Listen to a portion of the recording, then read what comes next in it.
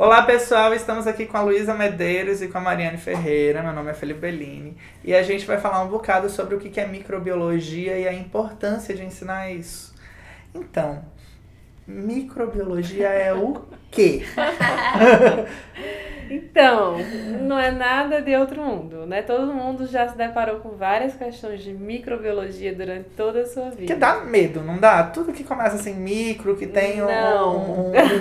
um prefixo ou um sufixo extra, Não. biologia já é muito conteúdo. Microbiologia é o estudo de micro-organismos que a gente não consegue ver, né? Micro, né? A gente não consegue enxergar a olho nu, não é? Então a gente consegue enxergar eles através de microscópios e outras técnicas, né? Mas é o estudo das bactérias, dos protozoários, né? Dos fungos também. Nós temos fungos, temos macrofungos, mas temos os fungos microscópicos também. E é basicamente isso. Então, as interações desses micro-organismos, as doenças que eles causam, que eu vou dar uma ressalva, né? Que a maioria das bactérias, elas não causam doença. Viu? As pessoas assim, né? A gente estuda muito nos livros didáticos as doenças e tudo mais, porém, é uma pequena parte. É porque fica muito para a composição. Eu lembro quando você apresenta a introdução à biologia, daí vai vírus e bactéria. Exato. Que é o primeiro conteúdo assim mais. E daí quando você vai ver vírus, né? E daí são as doenças. E a gente tem mesmo pautado a questão das doenças, né? Exato. Então, mas a microbiologia é isso, é o estudo desses micro-organismos, né? Como eles são, as estruturas, morfologia, aí tem a parte de microbiologia mais médica, que é a parte de doenças, a parte de microbiologia ambiental, que aí é mais a minha parte também, não é? Que é a parte de como essas bactérias ou fungos, como é que eles interagem, a dinâmica deles, seja no solo, seja na água, né? Enfim, tem um mundo aí grande de estudo sobre isso. Como é que isso é introduzido no ensino básico? Então, como eu falei, nos livros didáticos, né, a gente vê microbiologia, né, durante as nossas, a nossa educação, né, formal, básica. A gente vê muito focado para a questão de doenças, não é? Até assim, fungos já sai um pouquinho para a importância econômica, né? Que nós temos algumas, principalmente indústria alimentícia, né? Tem muitos fungos envolvidos, né? A gente tem queijos, né? Cerveja, ainda bem que os fungos existem, né? Exatamente, cogumelos. Nossa, cerveja e queijo tá ótimo. Mas os cogumelos são macrofungos, sim, né? Não entra enfim, mas a gente tem esses... Enfim, geralmente é visto numa perspectiva um pouco negativa, né? Só das doenças. Mas a gente pode esclarecer isso agora. Vamos lá. O que tem de positivo num vírus? Existem vírus positivos? Existem, e bactérias e protozoários também, certo? Vamos pensar se a gente pensar em bactérias, que é mais prático, certo? Vamos pensar em bactéria. A gente tem uma microbiota, se a gente puder assim chamar, uma microbiota normal do nosso organismo. Sem elas, meu filho, a gente não viveria, né? Então, a gente tem nossa microbiota, as bactérias que estão na nossa boca, que estão no nosso estômago, né? No nosso intestino. Tem lugares no nosso organismo que não pode ter micro-organismo nenhum, né? Como o sangue, não pode ter. Isso aí vai ser um caso de infecção, né? Nas nossas meninges, em alguns líquidos do nosso organismo, eles têm que ser estéreis, eles não podem ter micro-organismos. Mas eles estão tanto auxiliando as nossas funções vitais, digamos assim, principalmente no âmbito digestório, né? Mas nós temos também micro-organismos. A vida na Terra, ela só é possível porque os micro-organismos, de uma maneira geral, eles estão reciclando os nutrientes. Sim. Certo? Porque a gente morre, e quando a gente morre, todo ser vivo, né? Quando a gente morre, a gente vai se quebrar todinho, né? Vai se quebrando as proteínas e tudo mais. Só que, de uma maneira mais geral, essas coisinhas que se quebram, é nitrogênio, é carbono, isso já vai servir de alimento, né, de fonte de energia para outros micro-organismos. que servem, e isso já vai ser transformado em outros componentes. Por exemplo, se a gente pega nitrogênio, nossa, nitrogênio é essencial para a vida. A gente tem as bases nitrogenadas, né, DNA, proteínas que tem nitrogênio. Então a gente está todo sendo composto por esses elementos. Aí vem a bactériazinha, quebra quando a gente morre, isso. Aí o nitrogênio se transforma em amônia, que se transforma em nitrogênio livre para a atmosfera, em nitrato, em nitrito. Então a vida, ela só é viável porque existem micro-organismos reciclando os nutrientes a toda hora. Você sabe onde é que eu lembro as bactérias assim com um fator mais positivo? São as cianobactérias nos oceanos, né? Que sempre que você vai estudar bactérias, é dito, olha, o oxigênio, a Amazônia é importante, mas o oxigênio vem daqui. Das algas. É verdade, Dessas porque algas. cianobactérias são bactérias que elas fazem fotossíntese. Né? Elas realizam fotossíntese muito similar à fotossíntese das plantas, que a gente chama de fotossíntese oxigênica, que é uma fotossíntese que ela vai liberar oxigênio na atmosfera, né? Então, mas as cianobactérias também, aí tudo vai depender da ótica e da densidade que a gente está tratando. Se a gente pega um reservatório de água doce, né, um açude, um lago, e a gente tem muitas cianobactérias ali, aí já vai ser problema. Né? Pode ser que desequilibre tudo aquilo, aquela dinâmica, e os peixes morrem, não sei o que, não.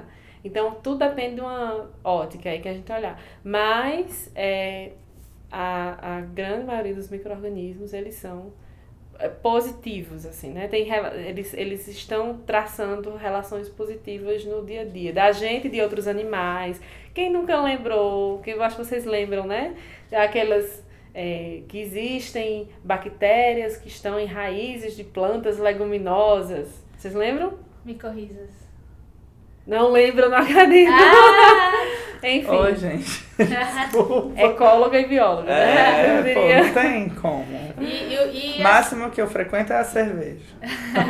E Luiz, assim, você mostrou agora todas as múltiplas importâncias que os micro-organismos podem ter, né? A alimentação, a ciclagem de nutrientes, a questão da nossa própria flora, né? O funcionamento do nosso corpo, o oxigênio.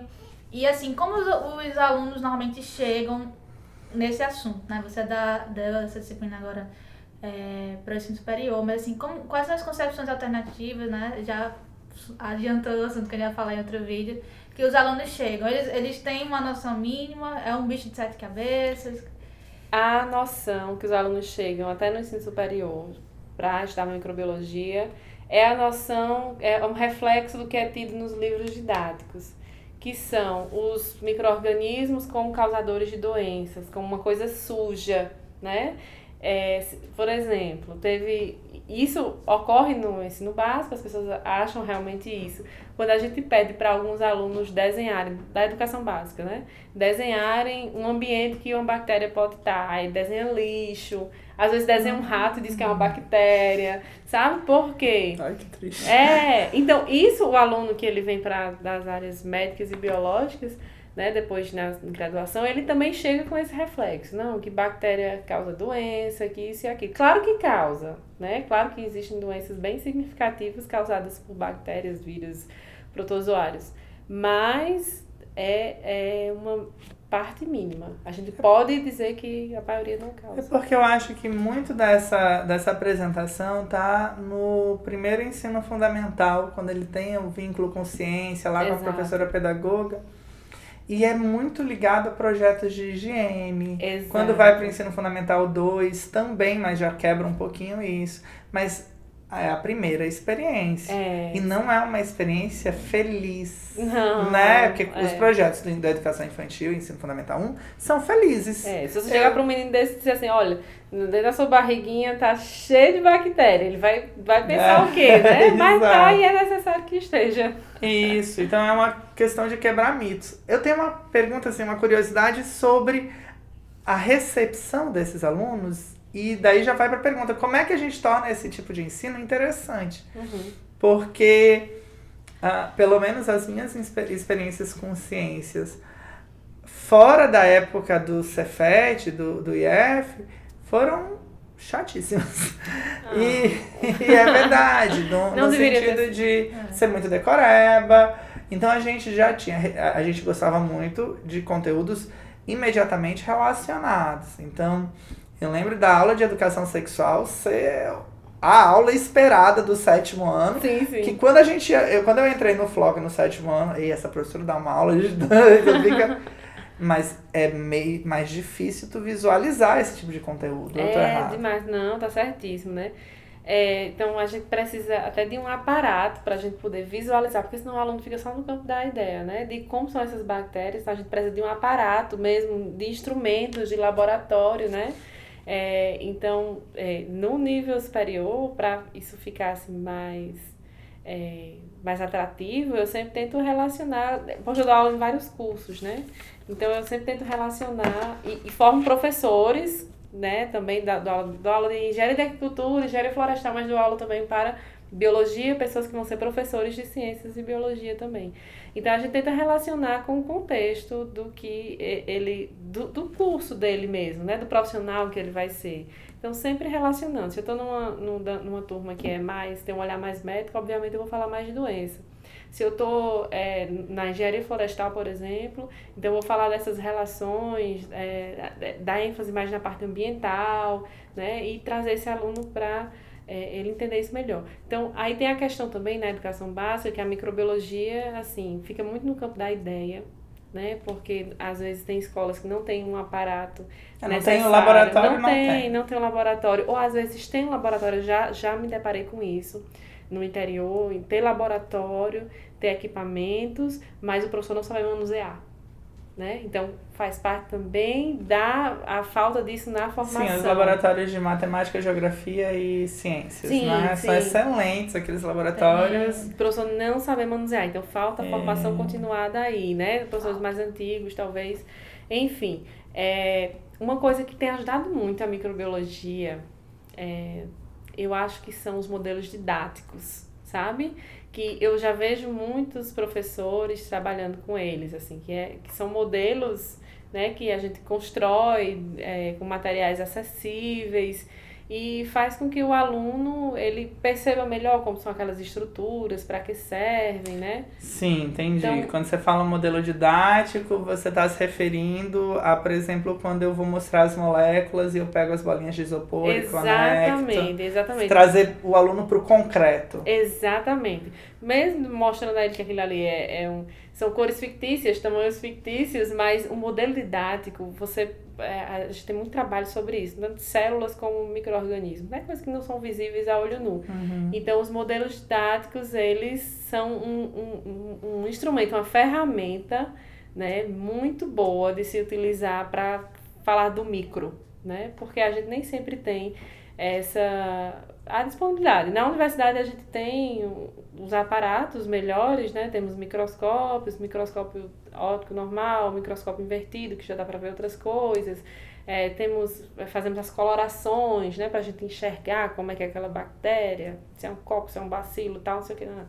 Mas isso deixa muito mais interessante. Mas na educação básica também tem muitas coisas que você pode relacionar, sabe? Você pedir a um aluno para pegar uma bula de um remédio antibiótico e ele vai ler essa bula e ele vai ver que aquele antibiótico não serve para todas as bactérias, mas existe uma coisa chamada bactérias gram-positivas e gram-negativas e ele vai aprender o que é aquilo e tem lá na bula que agora ele vai ele vai ler e ali vai ter um significado para ele vai entender por que aquilo, né? Então, o grande desafio da microbiologia, principalmente na educação básica, eu acho que ter estratégias para os alunos visualizarem esse micro, né? Se não der certo,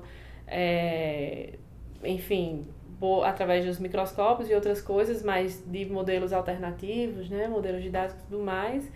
E de contextualizar a microbiologia com a sua vida, que aí é muito fácil, porque tudo envolve essas bactérias, fungos, vírus, enfim. Pois eu acho que em qualquer momento de ensino a gente tem esses desafios. Eu gosto muito de pensar essas disciplinas menos visuais com o uso das tecnologias e também com o uso dos jogos. Vocês produziram um jogo que era um super trunfo com química, né? Tabela periódica. Com tabela periódica. Vocês conseguem pensar em modelos de jogos ou atividades para microbiologia? Sim, sim. Inclusive, a base de pesquisa que eu faço parte, né? A professora Magnólia, ela já tem anos de caminho, né? Nessa parte. Anos de chão nessa parte mesmo. Então, a gente já trabalhou com jogos didáticos para bactérias que causam doenças, cianobactérias, tem cartilhas, né? Tem as pranchas didáticas que ela usa em algumas oficinas, que é tem as fotos dos micro-organismos que a gente encontra na água, aí leva isso para as escolas, os professores vão olhar aquela aguinha lá, daquele reservatório que eles tomam aquela água, começa a identificar esses micro-organismos, começa a ver nessas pranchas e começa a saber quem é quem. Então, esses instrumentos, assim, e jogos didáticos, eu acho que tem uma publicaçãozinha que eu acho que tem um paradidático que ele reúne todos os jogos que já foram feitos, né? Jogos de tabuleiros, né? Jogos de cartas, de micro-organismos, assim, é maravilhoso. Tem um que é detetive aquático, que é fazendo analogia com detetive, né? Então, você vai descobrir, é mais ou menos isso, você vai descobrir qual é a doença, onde a pessoa pegou a doença, aí tem um tabuleiro que tem os locais que a pessoa pode ter pego, na igreja, no açude. O detetive de tabuleiro. Exatamente, ele mescla, né? Mas é baseado no detetive aquático, assim. Eu acho interessante, porque realmente você colocar coisas manuais que tornem palpáveis o conteúdo são importantíssimos. E como a gente fez o trunfo, né? Uhum. A gente usou o trunfo para consolidar conhecimentos relacionados a características químicas, dos elementos químicos, que são também coisas muito abstratas, apesar de muitos deles existirem no cotidiano do aluno, mas que muitas vezes acaba se tornando um decoreba. E o legal do lúdico é isso, é você tornar aquilo repetitivo, o aluno ter contato com aquilo e ir absorvendo aquilo com mais naturalidade. E para a sociedade, assim, porque a microbiologia, ela tem uma importância econômica fundamental, né? Quais são esses benefícios da microbiologia? Então, a gente pode pensar assim, quando a gente fala dos benefícios da microbiologia, dos benefícios das bactérias... tá estranho, né? Mas assim, são benefícios que acabam refletindo na gente, mas elas não fazem nada porque elas são boazinhas, não. Elas fazem porque elas existem. Elas existem, né? O metabolismo dela. Mas a gente pode pensar em várias coisas. Por exemplo, biorremediação. Já ouviram falar nisso? Já. Pronto. Vai ser tudo assim, né? Biorremediação é um processo que você pode utilizar, existe a fitorremediação, que é com plantas, por exemplo, mas existe a biorremediação com micro-organismos, que você usa um micro-organismo para você poder remediar uma determinada fonte poluidora. Por exemplo, petróleo, né? Vamos pensar nos poços terrestres de petróleo, vamos pensar num solo contaminado com esse petróleo. A gente tem que remediar esse solo. Ele está contaminado com petróleo e a gente não pode deixar aqui contaminado. E não dá para fazer um descarte, né? O que a gente faz? A gente utiliza consórcios bacterianos, biofilmes, já que são bactérias que estão ali agrupadas, várias espécies, e elas vão começar a degradar aquele petróleo. Ai, Luísa, a bactéria degrada petróleo parcialmente. É uma molécula muito complicada de ser degradada, mas existe uma coisa que a gente chama que é o sinergismo metabólico, que é uma bactéria, ela tem um petróleo aqui, aquele solo que está contaminado, então a bactéria ela vai lá e começa a comer esse petróleo, né? Ela ganha energia com isso e ela vai ter um produto disso. Aí vem outra bactéria, já pega esse produto que essa bactéria deixou e come mais um pouquinho esse petróleo. Então, assim, sim, linguagem claro. coloquial seria isso. Elas vão degradando. Aos poucos, várias bactérias ali de várias espécies vão degradando esse petróleo. Então, a biorremediação assim, veio na minha cabeça, né? Uma coisa importantíssima que as ninguém bactérias... sabe, né? Assim, é uma coisa Tem que... o biocombustível também, né? Sim, e a questão de que sem as bactérias não haveria vida na Terra, porque elas reciclam os nutrientes, seja carbono, enxofre, nitrogênio, elas estão reciclando toda hora esses nutrientes para que a vida possa ser viabilizada. É a contrapartida, né? Exatamente. Então elas estão fazendo isso a todo momento, ganhando energia, obtendo energia e fazendo com que haja a vida mesmo. Assim. Agora também existe um fator que, obviamente, quando eu falo para ponderar a parte positiva e negativa, mas existe essa coisa também das doenças, né? Existem os biofilmes que podem causar prejuízos à economia, por exemplo. Biofilmes são quando as bactérias elas se agrupam numa superfície e ali para tirar é muito difícil, né? Então, elas em tubulações, às vezes nas indústrias, estão ali aqueles biofilmes, né? E causam prejuízos. Temos também nossas cárias, né? Que também a partir de biofilmes de bactérias que estão ali. Enfim, doenças mesmo. Tem vários problemas, obviamente. Eu tô besta. Cárie é uma bactéria? Cáries são associações de bactérias.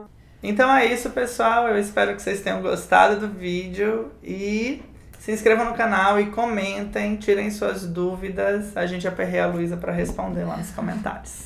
Tchau! Tchau.